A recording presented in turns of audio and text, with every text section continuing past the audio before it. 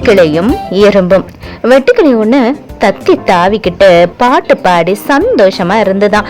அந்த வழியா எறும்பு ஒண்ணு சோளத்தை எடுத்துக்கிட்டு அது இருப்பிடத்தை தேடி போனுச்சான்.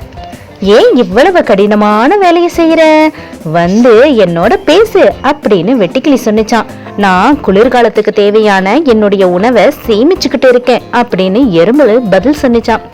குளிர்காலத்தை பத்தி ஏன் கவலைப்படுற, என்கிட்ட போதுமான அளவு உணவு இருக்கு அப்படின்னு வெட்டுக்கிளி சொன்னிச்சான். அதை பொருட்படுத்தாத எறும்பு தன்னுடைய வேலைய தொடர்ந்து செஞ்சுட்டு இருந்துதான். நீண்ட குளிர்காலம் வந்த போது பசியோட காரணமா வெட்டுக்கிளி இறந்து போச்சான். ஆனா எறும்பு கிட்ட நிறைய உணவு இருந்ததுனால அதை சாப்பிட்டு அது சந்தோஷமா வாழ்ந்துச்சான். இதனுடைய நீதி என்ன தெரியுமா குழந்தைகளா?